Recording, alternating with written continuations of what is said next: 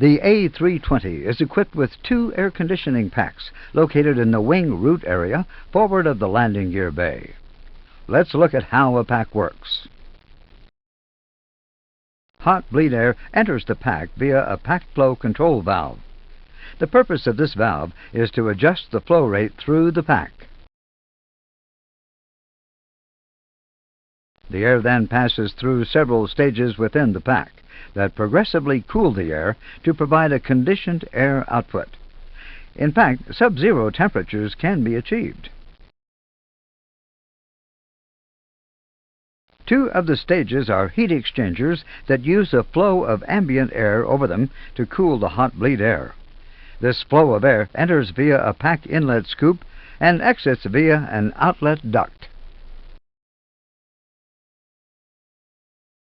So that the output temperature of the pack can be adjusted, a bypass valve is fitted. This valve allows warmer air to be mixed with the cold air. Note, the bypass valve provides for greater fuel efficiency. Since the pack in many circumstances can be bypassed, less bleed air is needed from the engines. Thus, less thrust is needed and therefore less fuel. The pack flow control valve and the bypass valve are regulated by the pack controller to vary the flow rate and temperature output. The pack controller also controls the inlet scoop and outlet duct to vary the amount of air passing over the heat exchangers. Note, to avoid ingestion of foreign matter, the inlet scoop and outlet duct close temporarily during takeoff and landing.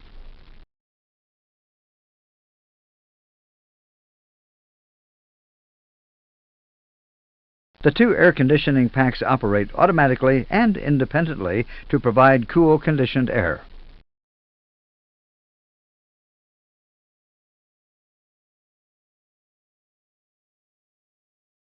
The conditioned air from the packs is then fed to a mixing unit. In case of failure of both packs, ram air is provided via a ram air valve. We will look at the use of ram air in the abnormal operation module. Various pack parameters are monitored by ECAM. They are pack flow, compressor outlet temperature, bypass valve position, pack outlet temperature.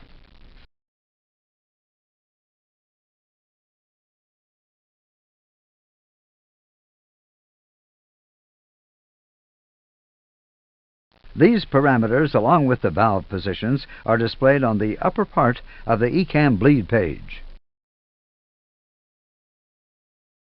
Having discussed the air conditioning packs, we will now look at how temperature and flow regulation is achieved throughout the aircraft.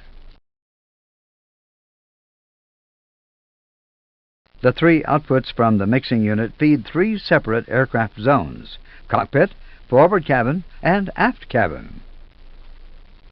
Let's look at how the temperature of the zones is managed.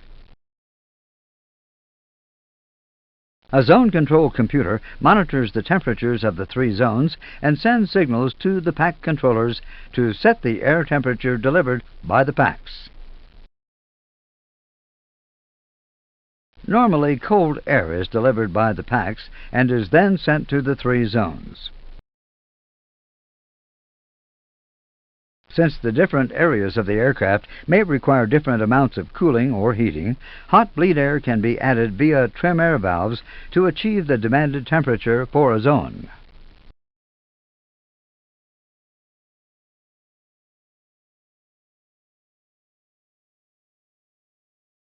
In the example shown, no hot air is being added to the cockpit zone. Some hot air is being added to the forward cabin zone. A lot of hot air is being added to the aft cabin zone.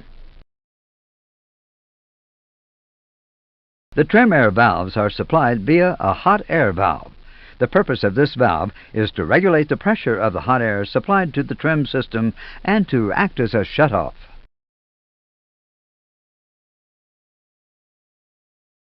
The hot bleed air is supplied to the hot air valve from just downstream of the pack flow valves. This means that if the pack flow valves are closed, there is no air supplied to the trim system. The hot air valve and the trim air valves will automatically close. The trim air valves and the hot air valve are controlled by the zone control computer.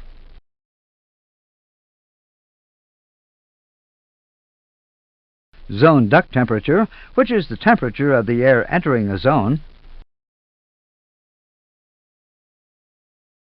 and the actual zone temperature are monitored by the zone control computer and presented on ECAM.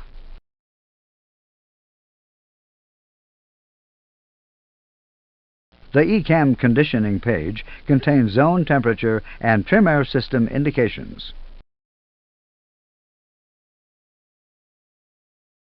The ECAM cruise page also contains zone temperature indications.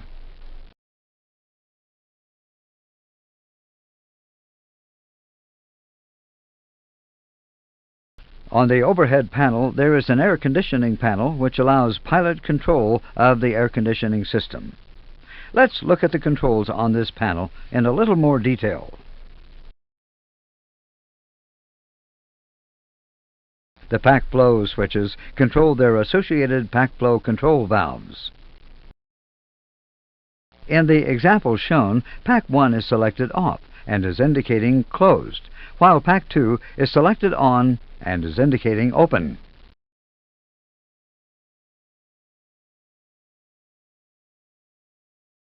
The pack flow selector permits selection of desired pack flow. The guarded ram air switch controls the ram air valve. In the example shown, the ram air valve is indicating closed. Use of the ram air switch is restricted to abnormal conditions that will be discussed later.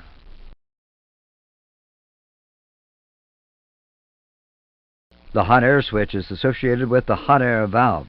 There is a hot air valve indication on the ECAM conditioning page. In the example shown, the valve is indicating open. Now, let's look at temperature control.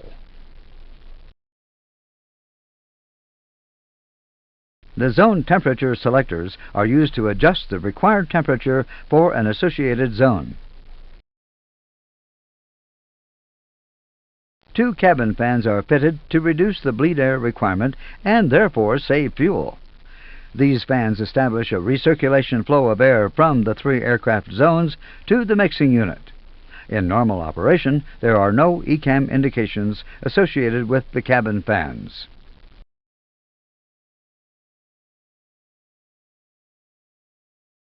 On the overhead panel, there is a cabin fan switch on the ventilation panel to control the cabin fans. The cab fan switch can be used to switch the fans off in response to ECAM procedure.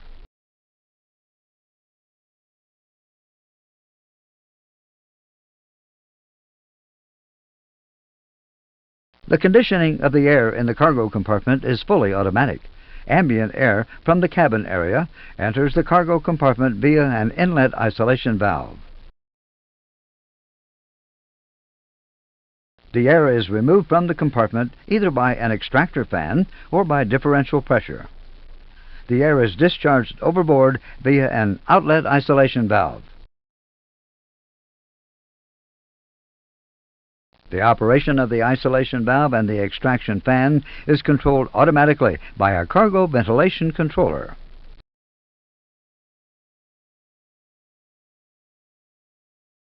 To provide heating of the cargo compartment, hot bleed air is supplied via a trim air valve. The operation of the cargo trim air system is very similar to the trim air system for the air conditioning system.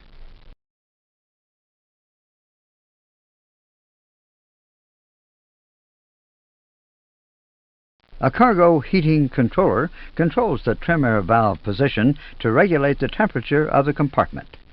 The information is presented on the ECAM conditioning page. The cargo heating system is an extension of the air conditioning system. Hot air is routed via an independent hot air valve for the aft cargo hold.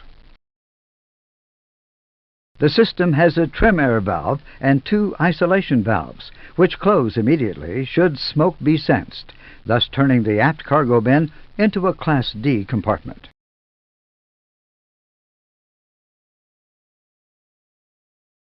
The trim air valve is identical in operation to the trim air valves for cabin conditioning. It is used to add or subtract hot air.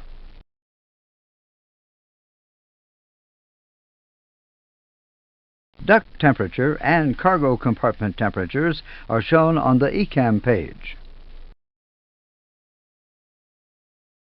On the overhead panel, there is a cargo heat panel that contains the controls associated with cargo heating and conditioning.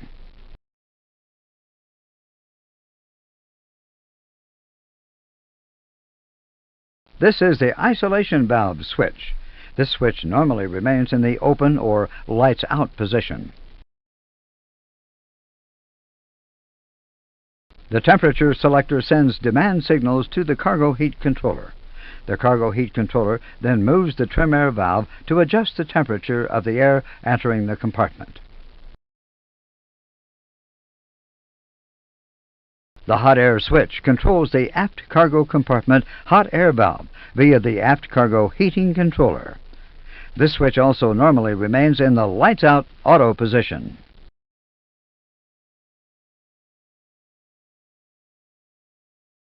For normal operation of the cargo conditioning system, the only pilot inputs required are to confirm that the switches are in their normal lights-out position, to set the required temperatures. Note that the mid position of the temperature selector is approximately 60 degrees Fahrenheit.